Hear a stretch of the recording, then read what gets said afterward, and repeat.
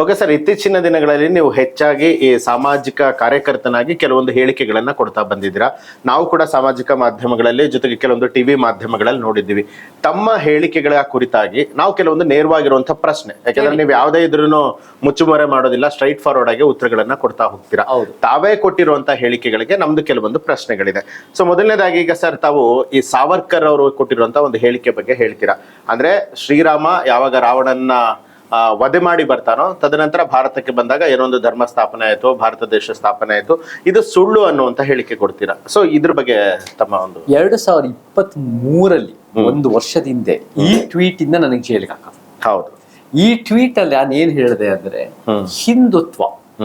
ಹಿಂದುತ್ವ ಅನ್ನೋದು ಸಾವರ್ಕರ್ ಕಟ್ಟಿರೋ essentials of Hindutva ಅಂತ 1923 ಒಂದು ಪುಸ್ತಕ ಬರ್ತಿದ್ದು, ಎಸ್ಸೆ ಬರೆದ್ರಿಂದ ಪದ ಹಿಂದುತ್ವ ಬಂದಿತ್ತು. ಆ ಹಿಂದುತ್ವ ಸುಳ್ಳು ಮೇಲೆ ಕಟ್ಟಿದೆ ಅಂತ ನಾನು ಹೇಳಿದೆ. 3 ಪಾಯಿಂಟ್ ಹೇಳಿದೆ ಯಾಕೆ ಸುಳ್ಳು ಮೇಲೆ ಕಟ್ಟಿದೆ ಅಂತ. ಒಂದು, ಸಾವರ್ಕರ್ ಹೇಳೋ ಪ್ರಕಾರ ರಾವಣನ ಸೋಲಿಸಿ ರಾಮ ಅಯೋಧ್ಯೆಗೆ ವಾಪಸ್ ಬಂದಿತ್ತು, ಅದು ಒಂದು ಭಾರತ ದೇಶ ಶುರುವಾಯ್ತು ಅಂತ.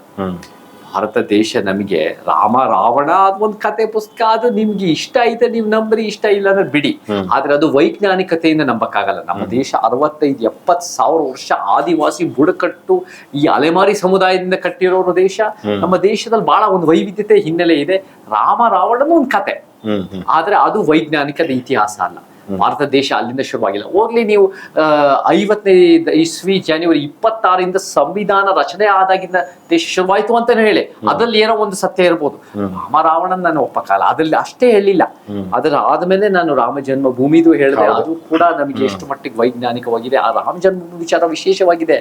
ರಾಮ ಜನ್ಮಭೂಮಿ ಬಂದಾಗ ಬಾಬರಿ ಮಸ್ಜಿದ್ ಒಂದು ಮಂದಿರೋ ಬಂದಾಗ ಕಾಂಚೀರಾಮ್ ಒಂದ್ ಮಾತಾಡ್ತಾರೆ, ಮಸ್ಜಿದ್ ಮಂದಿರೋ ಅಂತ ಕೇಳಿದಾಗ ಏನ್ ಹೇಳ್ತಾರೆ ಗೊತ್ತಾ ಕಾಂಚೀರಾಮ್ ಅವರು, ನಮಗ್ ಮಸ್ಜಿದ್ ಬೇಡ, ನಮ್ಮ ಮಂದಿರ ಬೇಡ, ನಮ್ಗೆ ಅಲ್ಲಿ ಒಂದು ಬೃಹತ್ತಾದ ಒಂದು ಶೌಚಾಲಯ ಮಾಡ್ಬಿಡಿ, ಜನರಿಗೆ ಬಹಳ ಒಂದು ಬದುಕಿಗೆ ಉಪಯೋಗ ಆಗತ್ತೆ. ಒಬ್ಬ ನಿಜವಾಗ್ಲೂ ಶೋಷಿತ ವರ್ಗದ ನಾಯಕ ಮಾತ್ರ ಹಂಗ್ ಮಾತಾಡಕ್ಕಾಗದು. ಅದು ಒಂದು ಬಹಳ ಮುಖ್ಯ ಆಗುತ್ತೆ. ಅದೇ ಸಂದರ್ಭದಲ್ಲಿ ಇಲ್ಲಿ ಮಂಡ್ಯದ ಭಾಗದಲ್ಲಿ, ಮೈಸೂರು ಭಾಗದಲ್ಲಿ ಊರಿಗೌಡ ನಂಜೇಗೌಡ ಅಂತ ಸುಳ್ಳು ಹೇಳಿ ಅದೆಲ್ಲ ಟಿಪ್ಪುನ್ ಸಾಯಿಸಿದಾರೆ ಅಂತ ಇತಿಹಾಸನ ತಿರ್ಚಿದ್ರು. ಈ ಸೋ ಕಾಲ್ಡ್ ಐತಿಹಾಸಿಕ ಐತಿಹಾಸಿಕ ಅಲ್ಲ, ಪೌರಾಣಿಕವಾದ ಮೈಥಲಾಜಿಕಲ್ ಕ್ಯಾರೆಕ್ಟರ್ಸ್ ಊರಿಗೌಡ ನಂಜೇಗೌಡ ನಿಜವಾಗ್ಲೂ ಬದುಕ್ತೋ ಇಲ್ಲೋ ಗೊತ್ತಿಲ್ಲ, ಅವರು ಟಿಪ್ಪುನ್ ಸಾಯಿಸಿದಾರೆ ಅಂತ ಏನೋ ಇತಿಹಾಸ ತಿರ್ಚೋದು, ಅದು ಸುಳ್ಳೆ ಅಂತ ಹಾಕಿ ನಮಗೆ ಈ ಸುಳ್ಳುಗಳಿಂದ ಪರಿವರ್ತನೆ ಅಲ್ಲ, ಸತ್ಯದಿಂದ ಪರಿವರ್ತನೆ, ಸತ್ಯನೇ ಸಮಾನತೆ ಅಂತ ಒಂದ್ ಸಣ್ಣ ಟ್ವೀಟ್ ಆಗಿದೆ. ಆ ಟ್ವೀಟ್ ಬದ್ಧನಾಗಿದ್ದೆ. ಆ ಟ್ವೀಟ್ಗೋಸ್ಕರ ನಾನು 3 ದಿನ ಜೈಲಿಗೆ ಹಾಕೋದು. ಆ ಟ್ವೀಟ್ ನ ವಿಚಾರದಲ್ಲಿ ನೀವು ಮಾತಾಡಿ ಚರ್ಚೆ ಮಾಡಿ, ಜೈಲಿಗೆ ಹಾಕೋದ್ರಲ್ಲಿ ಏನಿದೆ ಅದನ್ನು ನಾವು ಚರ್ಚೆ ಮಾಡಿ. ಅದನ್ನ ನನ್ಗೆ ಯಾವ ಅಂದ್ರೆ, ಈಗ ತಾವು ಬಾಬ್ರಿ ಮಸೀದಿ ಬಗ್ಗೆ ಹೇಳಿದ್ರಲ್ಲ ಸರ್, ಅದು ಸಾವಿರಾರು ಜನ, ಲಕ್ಷಾಂತರ ಜನ ಭಾರತೀಯರ ಒಂದು ಕನ್ಸದು. ಅಲ್ಲೇನೋ ಒಂದು ರಾಮ ಮಂದಿರ ಕಟ್ಟಬೇಕು, ಅಲ್ಲಿ ರಾಮ ಹುಟ್ಟಿದ ಜನ್ಮಭೂಮಿ ಅನ್ನುವಂಥದ್ದು. ಸೊ ಅವರ ಧರ್ಮಕ್ಕೆ, ಭಾವನೆಗೆ ಧಕ್ಕೆ ಆಗತ್ತೆ ಅನ್ನೋದು ತಮ್ಗೆ ಯಾವಾಗಲೂ ಅನ್ನಿಸ್ಲಿಲ್ವಾ? ನಮಗ್ ನೋಡಿ, ಕೋರ್ಟ್ ನಲ್ಲಿ ಇರುವಾಗ ಮತ್ತೆ ಜನರಿಗೂ ವಿಚಾರ ಚರ್ಚೆನಲ್ಲಿರುವಾಗ ನಾನು ಹೇಳದ್ನಲ್ಲ, ಕಾಂಶಿರಾಮ್ ಅವರೇ ಅದನ್ನ ಅವರು ಆದೇಶ, ಆ ಸಂದರ್ಭದಲ್ಲಿ ಬಹಳ ದೊಡ್ಡ ನಾಯಕ, ಅವಾಗಿನ್ನು ಕೋರ್ಟ್ ನಲ್ಲಿ ತೀರ್ಮಾನವೂ ಆಗಿಲ್ಲ, ಮಸ್ಜಿದ್ ಮಂದಿರೋದ ಚರ್ಚೆ ಇದ್ದಾಗ ಇದು ಒಂದು ಬೃಹತ್ತಾದ ಶೌಚಾಲಯ ಆಗಬೇಕು ಅಂತ ಮಾತಾಡಿದ್ದಾರೆ. ಅವರೇ ಒಂದು ಬೃಹತ್ತಾದ ಶೌಚಾಲಯ ಆಗಬೇಕು ಅಂತ ಮಾತಾಡಿರುವಾಗ ಜನರಿಗೆ ಪ್ರಜಾಪ್ರಭುತ್ವ ವಾಕ್ ಸ್ವಾತಂತ್ರ್ಯ ಇರಬೇಕು. ಆ ವಾಕ್ ಸ್ವಾತಂತ್ರ್ಯ ಇದ್ದಾಗ ನನಗೆ ನೀವು ಮಂದಿರ ಮಾಡ್ತಿರೋ, ಮಸೀದಿ ಮಾಡ್ತಿರೋ, ಶೌಚಾಲಯ ಮಾಡ್ತಿರೋ, ಅದು ಕೋರ್ಟಿಗೆ ತೀರ್ಪು. ಬಟ್ ಅದು ರಾಮ ಅನ್ನೋ ಒಂದು ಕಾಲ್ಪನಿಕ ವ್ಯಕ್ತಿ ಹುಟ್ಟಿದ್ದ ಜಾಗ, ಅದೇ ಜಾಗ ಅನ್ನೋದು ನಮ್ಗೆ ಎಷ್ಟು ಮಟ್ಟಿಗೆ ಸರಿ? ನಿಜ ಹೇಳ್ಬೇಕಂದ್ರೆ ಅಯೋಧ್ಯೆ ಇತಿಹಾಸ ನೋಡಿದ್ರೆ ಅದು ಒಂದು ಸಾಕೇತ್ ಅನ್ನೋ ಒಂದು ಬುದ್ಧ ನಗರ. ಅದು ಆ ಸಾಕೇತ್ ಅನ್ನೋ ಬುದ್ಧ ನಗರ, ಬುದ್ಧ ಧರ್ಮ ಬಹಳ ದೊಡ್ಡ ಮಟ್ಟಿಗೆ ಹರಡಿತ್ತು. 6ನೇ ಶತಮಾನದಾಗೆ ಅಂತ ಒಂದು ಇತಿಹಾಸಕಾರರು ಹೇಳ್ತಾರೆ, 100 ಬೌದ್ಧ ಮಂದಿರಗಳಿತ್ತು ಅಲ್ಲಿ, ಕೇವಲ ಒಂದು 5-6 ವೈದಿಕ ಮಂದಿರಗಳಿತ್ತು 6ನೇ ಶತಮಾನದಲ್ಲಿ. ಅದ್ರ ನಂತರ ಕತೆ ಕಟ್ಬಿಟ್ಟು ರಾಮ ಅಯೋಧ್ಯ ಅಂತ ಕತೆ ಕಟ್ಟಿ ಸಾಧ್ಯತೆಗಳಿದೆ. ಏನು ಅಂದ್ರೆ, ಇವಾಗ ಒಂದು ಮಂದಿರ ಮಾಡಿದ್ದಾರೆ, ಅದಕ್ಕಿಂತ ಮುಂಚೆ ಒಂದು ಮಸೀದಿ ಇತ್ತು, ಬಾಬರಿ ಮಸೀದಿ, ಅದಕ್ಕಿಂತ ಮುಂದೆ ಒಂದು ವೈದಿಕ ಮಂದಿರ ಇರ್ಬೋದು, ಅದಕ್ಕಿಂತ ಮುಂದೆ ಒಂದು ಬುದ್ಧ ಮಂದಿರ ಆಗಿರ್ಬೋದು. ಇವಾಗ ವೈದಿಕ ಮಂದಿರ ಅಂತ ಇತಿಹಾಸ ನೋಡಿದ್ರೆ ಆ ವೈದಿಕ ಮಂದಿರ ವೇದಗಳಲ್ಲಿ ಇಲ್ಲ. ನೀವು ಮನು ದೇವದೇವನು, ಕೆ ಚಮರದಾಸು ಇವನ್ನೆಲ್ಲ ಓದ್ರೆ ವೈದಿಕ ಇತಿಹಾಸದಲ್ಲಿ ಹೋಮ ಹವನ ಯಜ್ಞ ಇದೆ. ನೀವು ವೇದಗಳು ತಗೊಳ್ಳಿ, ಋಗ್ವೇದ, ಯಜುರ್ವೇದ, ಸಾಮವೇದ, ಅಥರ್ವಣ ವೇದ, ಅದರಲ್ಲಿ ಒಂದು ಬಲಿ ಪರಂಪರೆ, ಅದರ ಒಂದು ಹೋಮ ಹವನ ಯಜ್ಞ, ಅದ್ರಲ್ಲಿ ಯಾವ ಒಂದು ಮಂದಿರ ಪರಂಪರೆ ಇಲ್ಲ. ಮಂದಿರ ಪರಂಪರೆ ಯಾವಾಗ ಬರುತ್ತೆ ಅಂದ್ರೆ, ಯಾವಾಗ ನಮಗೆ ಅಶೋಕ ಬರ್ತಾರ ಬುದ್ಧ ವಿಚಾರ ಹರಡಿಸ್ಬೇಕು ಅಂತ ಮಗಧ ಎಂಪೈರ್ನಲ್ಲಿ ದೊಡ್ಡ ಮಟ್ಟದ ಇರುತ್ತೋ 84,000 ಸ್ತೂಪಗಳು, ಚೈತ್ಯಗಳು, ವಿಹಾರಗಳು ಬುದ್ಧರ ಹೆಸರಲ್ಲಿ ಕಟ್ತಾರೆ.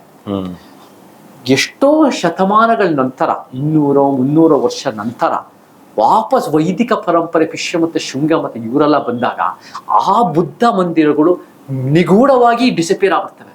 ಅವೆಲ್ಲ ವೈದಿಕ ಮಂದಿರಗಳಾದವು ಅಂತ ಒಂದು ಆರೋಪ ಇದೆ.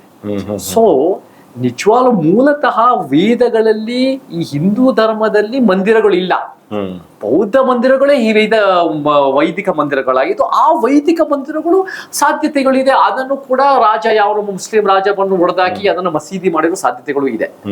ಬಟ್ ಮೂಲತಃ ಎಲ್ಲಿಂದ ಬಂತು ಈ ಮಂದಿರಗಳು, ನಾವ್ ಎಷ್ಟು ಹಿಂದೆ ಹೋಗೋಣ, ಈ ಪ್ರಶ್ನೆಗಳೆಲ್ಲ ಬರುತ್ತೆ. ಸೊ ಹಾಗಿದ್ದಾಗ ಇದು ಒಂದು ಸಾಕೇತ ಒಂದು ಊರು. ಬುದ್ಧಂದು ಒಂದು ದೊಡ್ಡ ಮಟ್ಟದ ಹೆಸರನ್ನ ನಾವು ಅದನ್ನ ಬುದ್ಧ ಬೆಳಿಬಾರ್ದು, ಬೌದ್ಧ ಧರ್ಮದ ಪ್ರತಿರೋಧ ಬೆಳಿಬಾರ್ದು, ವೈದಿಕ ಪರಂಪರೆ ಬೆಳಿಬೇಕು ಅಂತ ರಾಮನ ಕಥೆ ಸೃಷ್ಟಿ ಮಾಡಿದ್ರು ಅಂತ ಒಂದು ಆರೋಪ ಇದೆ. ಸರ್, ಈಗ ತಾವು ಮಾತಿನ ಮಧ್ಯೆ ಹೇಳ್ತಾನೆ ಇದ್ರಿ, ನಾನು ಯಾವಾಗ್ಲೂ ನನ್ನ ಹೇಳಿಕೆಗೆ ಬದ್ಧವಾಗಿರ್ತೀನಿ ಅಂತ. ಈಗಷ್ಟೇ ಶ್ರೀರಾಮ ಮಂದಿರ ಸ್ಥಾಪನೆ ಆಗಿದ್ದು. ಸೊ ಹಾಗಿದ್ರೆ ಅದು ಮಂದಿರ ಸ್ಥಾಪನೆ ಆಗಿ ತಪ್ಪು ಅಂತ ಹೇಳ್ತೀರಾ ತಾವು? ನನಗೆ ಆ ತೀರ್ಪು ಕೋರ್ಟ್ ಏನ್ ಹೇಳ್ತಾರೋ ಅದಕ್ಕೆ ನಾವು ಬದ್ಧರಾಗಿರ್ತೀವಿ. ಕೋರ್ಟ್ ತೀರ್ಪು ಕೊಟ್ರೆ, ನಾನು ಅದನ್ನು ಹೇಳಿದ್ರಿ, ಇವಾಗ 5 ತಿಂಗಳು ನಾವು ಮೇಧಾ ಪಟ್ಕರ್ಗೆ ಕೋರ್ಟ್ ಅದನ್ನ ಮಾನನಷ್ಟ ಮೊಕದ್ದಮೆ ಹಾಕಿದೆ. ಅವ್ರು ಬರೀ ಹೇಳಿ ಅಂತ ಮಾತಾಡಿದ್ದಾರೆ, ದೇಶಭಕ್ತರಲ್ಲ ಅಂತ 24 ವರ್ಷ ಮಾತಾಡಿದಕ್ಕೆ 5 ತಿಂಗಳು ಅವ್ರಿಗೆ ಕೋರ್ಟ್ ಕೊಟ್ಟಿದೆ. ನಾವು ಕೋರ್ಟ್ ಬದ್ಧರಾಗಿರ್ತೀವಿ. ಅದನ್ನ ಮತ್ತೆ ಅಪೀಲ್ ಮಾಡಬೇಕು, ಅದು ಸರಿ ಇಲ್ಲ ಅಂತ ನನಗೆ ಪ್ರಕಾರ ಇದೆ. ಆದ್ರೆ ಅದು ಕೂಡ ಕೋರ್ಟ್ ಅಂದ್ರೆ ಅದು ಬದ್ಧರಾಗಿರ್ಲೇಬೇಕು, ಬೇರೆ ವಿಧಿ ಇಲ್ಲ.